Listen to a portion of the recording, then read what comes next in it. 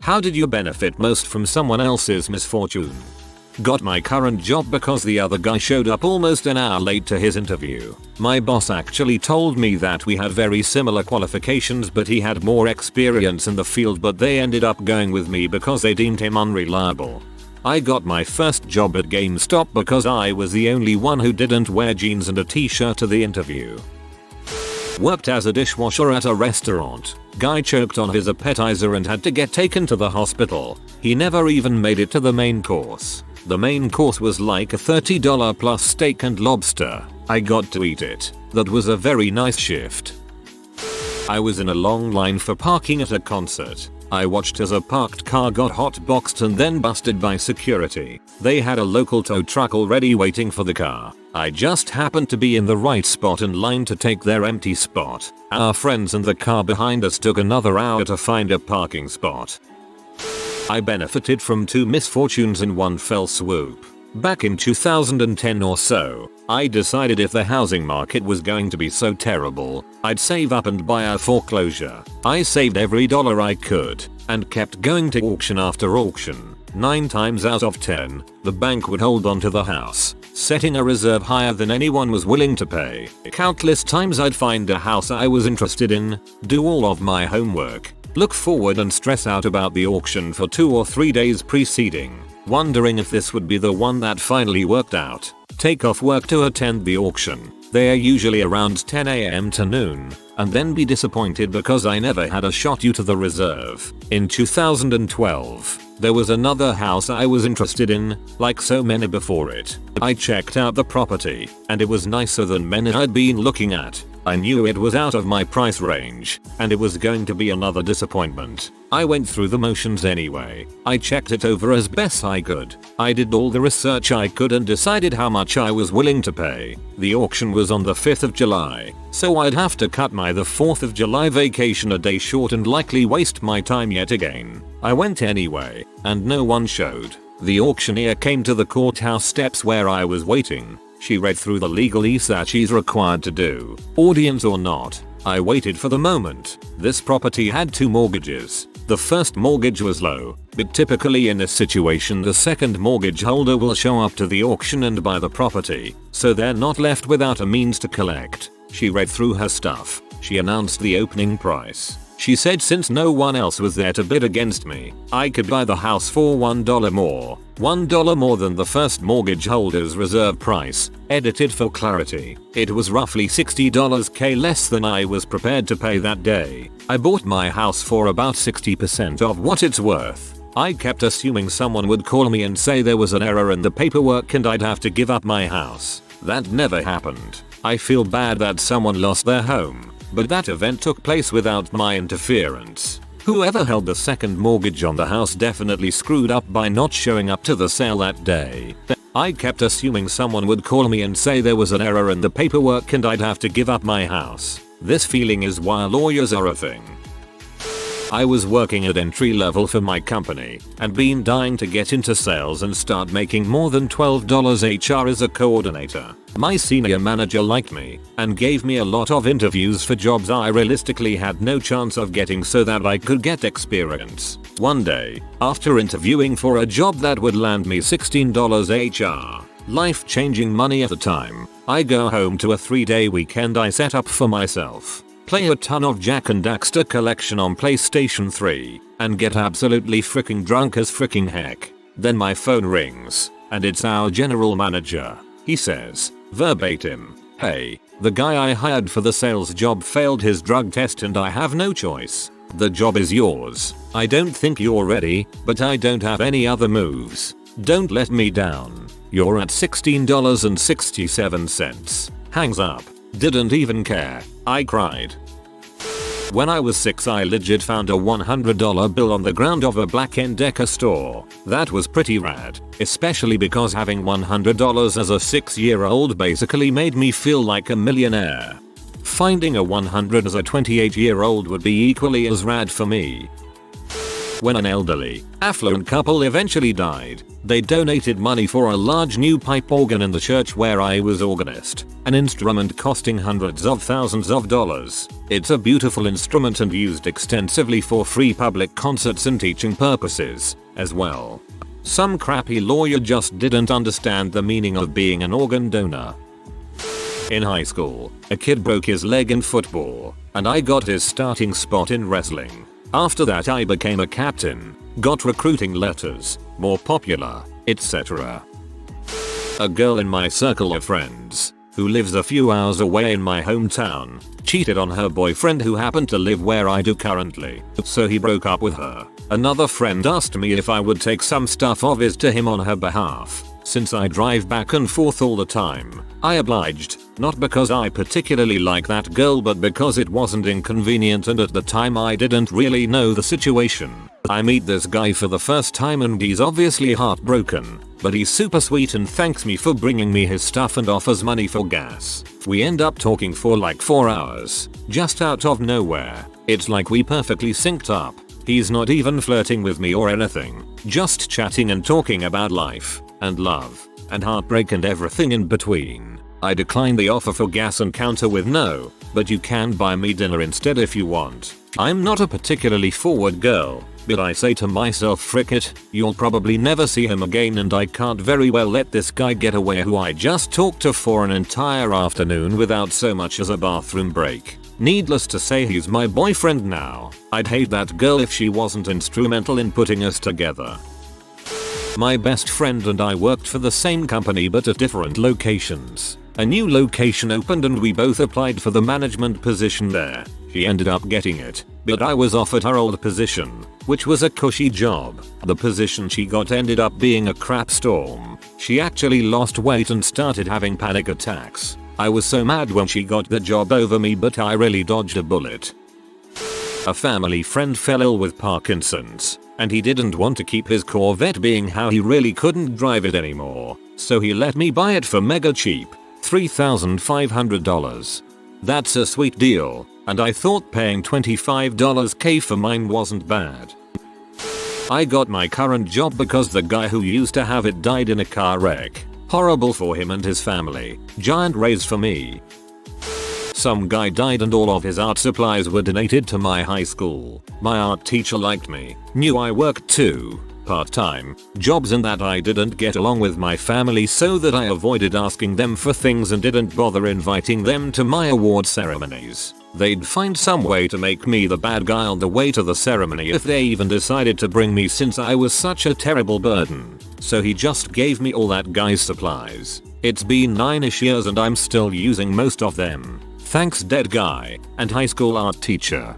Honestly, if I died right now I'd want my things to go to people who would use them, not sell them. Last year someone stole my 14 years old $400, originally, snowboard, and my only thought was I hope they get better use out of it than me. I haven't been boarding in like 8 years. When I went to buy an engagement ring, I bought one that was within my reasonably determined budget and looked incredible. As it turns out, the information card for it got mixed up when it went into the display, and when I got it appraised it was worth easily twice what I paid for it. The jeweler said since it was their fault and I already paid for it, I just got incredibly lucky. I proposed over a year ago and I still catch my fiancée distracting herself looking at it sometimes. My ex-GF totaled her car and was injured. Minor, mild neck injury and a broken arm. Treated in the ED and realist. I went to see her and they kept mentioning her passenger and how we was doing fine and blah blah blah. Well, she hadn't mentioned anyone being with her so I was a little confused but didn't think a ton of it. BC I assumed it was her little brother. Well, when we got home her brother was there and fine so I started asking questions and she got shady. It turned out she had been cheating on me for months and it was her new guy in the car. His injuries were minor as well but I was able to get the frick out. My benefit? A girl she had introduced me to about a week prior is now my wife. I found out my wife was cheating on me when I went to see my dying grandmother and returned to find a condom wrapper in the bed and a Facebook message on her account from the guy reminding her to throw away the wrapper. My benefit? Her family took my side during the divorce. I applied for a job, went through a few interviews, but I was not their top contender. Well, the top person had a criminal record, so she ended up losing the job offer, which went straight to me. One of the best jobs I have had, because of the people, not the place.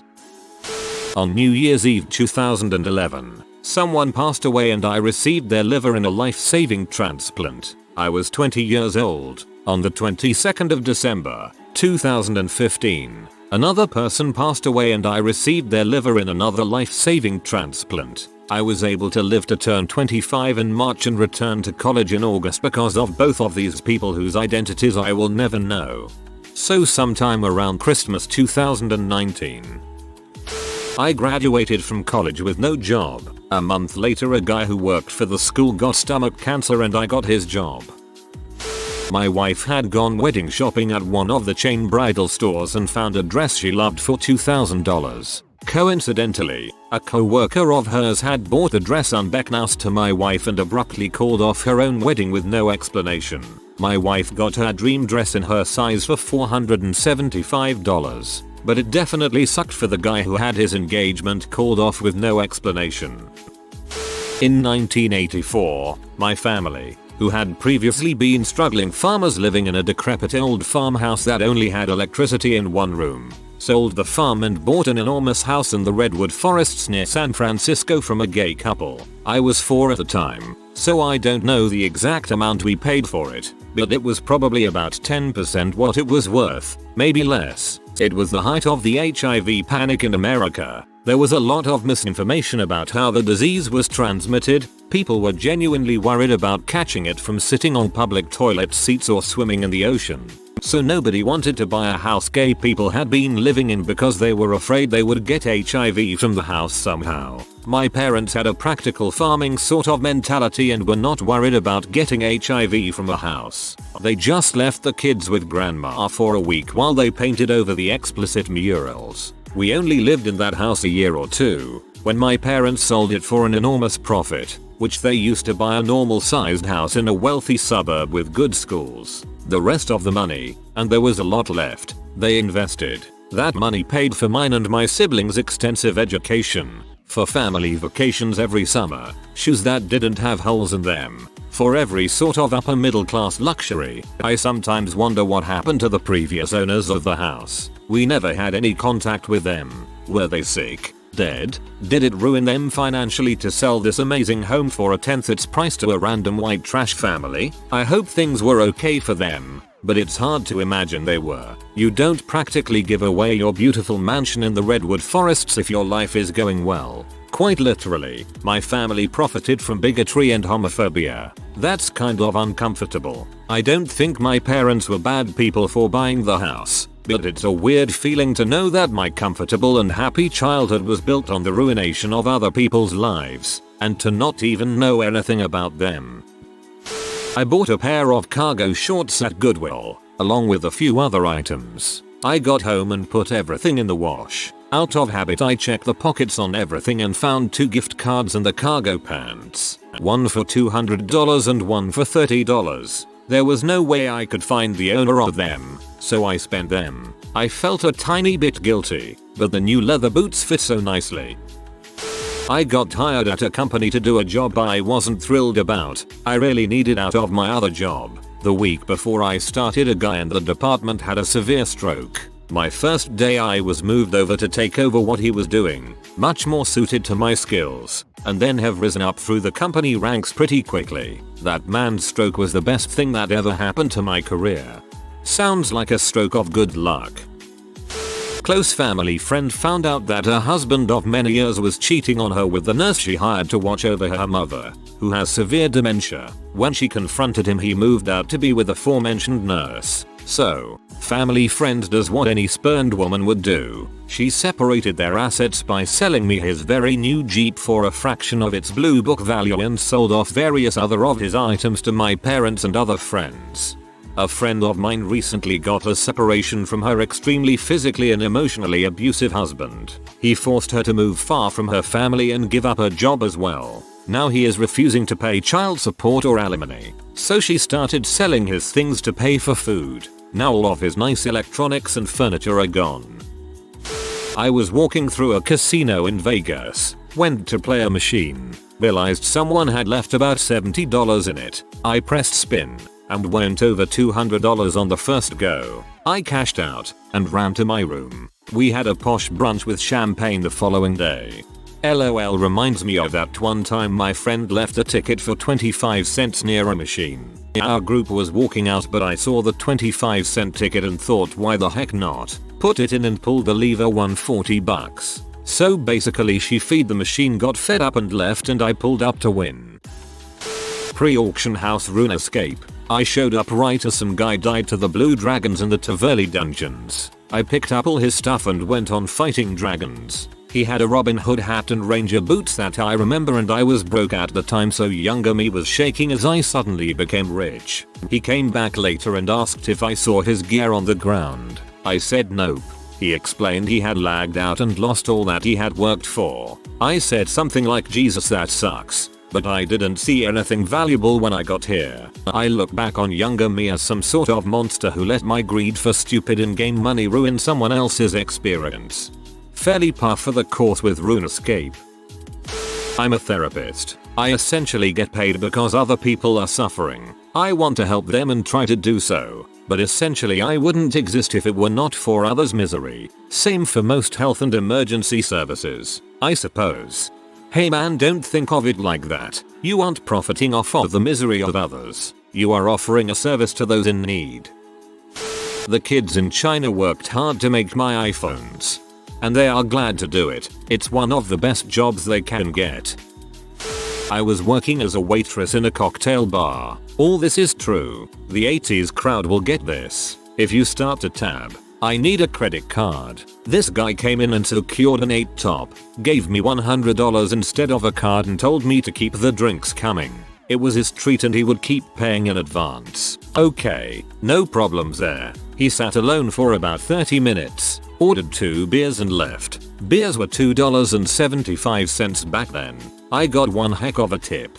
I sang the first 2 sentences. When I was in high school, I called a local business I really wanted to work at to ask if they were hiring. A day later, they said they are and that they would pick a day for me to come in. Call next day, tell me that it was on that coming Saturday. I go in, expecting to do an interview, but the employee working smiles and says kind of an interesting first day on the job. I'm thinking, what? I never did an interview. They just immediately had me start. It was a pottery painting studio, but that day was a field trip to a church where over 100 people were painting goblets. I just do all the work as I'm young and thought maybe this is how getting a new job works. I ended up working there 7 years. I loved it. Probably 5 years in, I mentioned the weird way I was hired to my boss. She said she remembered giving me an interview. I said that we never had one. She came to realize that the girl she interviewed was not me, but she said she could have the job, then called me on accident and gave me the job she meant to give this other girl. So sucks for her to get offered a job but never get a call back. Awesome for me they were so disorganized that this happened. A teacher got sick mid-year. I stepped in as an interim and finished it out. She had 1 more year left for regular retirement, so it was possible she would try to just get through the following school year for full benefits. The school was a good one. She opted to retire early after all. I was hired as a contract teacher and able to support my daughter and have health insurance. I also really liked teaching here. There's a real possibility that this teacher talked to the administrators about coming back, asked who'd been doing her job, heard that somebody, you, had been hired up from contract and sub work, and thought I was there once, and I paid my dues and so has this person. I'll just let them have it, and then took early retirement and bought a jet ski and started sleeping in until 10 every day. Girlfriend and I were looking forward to a nice night at home. We had bought a bunch of stuff from the store to cook, and I was looking forward to enjoying Monday Night Raw. We get to my apartment and my roommate and his girlfriend are watching football and taking up all the space in the kitchen. Now I am a Ravens fan, and he was a Steelers fan, so not only was I not going to be able to watch wrestling, but I would have to watch a football team I despise, and on top of that we would have to wait for them to finish cooking, eating, and cleaning before we could use the kitchen. I was bummed and things were looking down until I heard my roommate's girlfriend scream in pain. She had sliced herself by accident chopping something for their dinner and had a pretty bad cut on her hand. They tried to bandage it but it just kept bleeding, so he eventually drove her to the hospital, leaving me and my girlfriend with an empty kitchen and TV for use at our leisure. Ended up being a pretty good Monday. My first manager got fired, redundant, and I got promoted. My second manager retired and I got promoted. My third manager drove his car against a garbage truck and had his manager with him in the car. They both survived, but it ended his career and I got promoted. My fourth manager got promoted when 2 of her managers were dismissed because of some dubious transactions and I got promoted. And that is how I became chief operations of a 120 person IT company. Truth be that there were others that may have been a better option, but I had the qualifications, experience and drive and was available at just the right moment. My career took a little downturn after that, but the pay got better. Thank you, stranger, for taking out a 15-year mortgage, making 8 years worth of payments, then losing your job during the recession so that I could take out a 30-year mortgage to afford living in and moving my family to a good neighborhood and a great school district. Literally went from living in the ghetto in 1000 SQFT apartments that we couldn't afford, to the suburbs in a 4300 SQFT house without sweating how to pay for it, where most of my neighbors are still underwater. We're so above water we should make an easy 75-100% ROI when we decide to sell. It has had the greatest positive impact in my life, on my health and sanity, and to my family's financial well-being, not to mention social standing. Same. Got a great house for 115k, some elbow grease and about 15k in renos. I can make double that now, even when I struggle sometimes with some bills. My wife and I are happy knowing we have some kind of safety net if worse comes to worse. The price values are just going up since it's a small town growing exponentially. One day I'm at work, and my mom won't stop texting me about various things of mine that are at her house. Normally she's a very chill and relaxed person, but she's asking things like VHS tape, what about this sock, every freaking thing. Mind you, I'm living on my own at this point and 22, so I didn't have any attachments to that stuff. She did. That's why she took it with her when she got remarried 4 years ago and moved into her husband's house the next town over. So I finally call her, and she's inconsolable, sobbing. "Ma, what's going on? I found out he's been cheating on me, with men." Yeah, turned out he was gay. She was leaving, and oh, by the way, did I want her car that he was driving? She'd just bought a new one, and he was driving the car in the summer since trucks are horrible for gas. TLDR. Mom's husband was gay. I get new car. TBH it kicked butt. Your classic case of the guy above me at work having a midlife crisis, joining the Hells Angels, getting fired, providing me with a promotion. I was in a small team at work. My boss got pregnant for the first time at the age of 49. Wasn't expected. Left work for maternity. Never came back. I got a job. Yay me. My mom was 47 when my oldest daughter was born, so this is mind-blowing to me.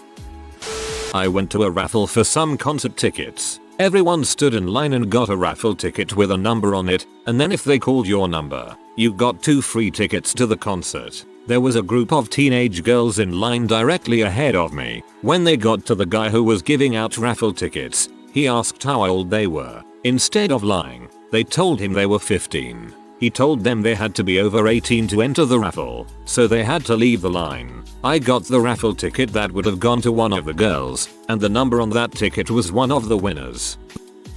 I got a job because the person who had it prior to me died of lung cancer. I didn't find out until much later when I also learned that one of my co-workers had been good friends with this person. The company kept my application and resume in time for nearly a year while this person was terminal. They had me already selected to take her place as soon as her seat was vacant. A little creepy, yeah. I actually benefited from my own misfortune.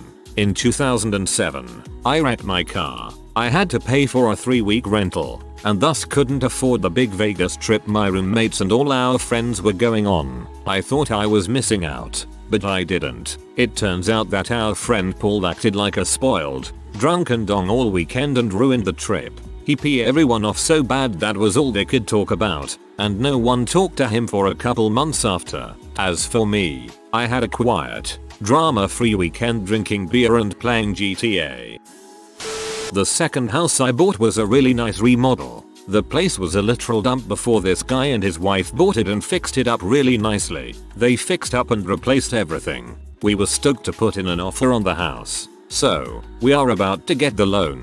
Already went through most of the red tape. And then, the loan officer denies the loan because the sellers bought the house really cheap and were selling it for more than double what they paid for it. There is some rule that you can't do that in the time frame they did. I can't remember exactly, but they had to have owned the property for at least a year or something like that in order to sell it for the price they were asking. So they had to lower the price by 40 grand. They were losing money on it every month and were desperate to get out. I felt bad for them. We were willing to pay what they were asking, but the bank said nope. So, my house was 40k cheaper. TLDR. Because of some banking regulation, the bank lending me money for a house made the seller of the home I was buying lower the price by 40k at the last minute. If you are new to the channel, you can subscribe. I publish new videos every day. Until then, check another video.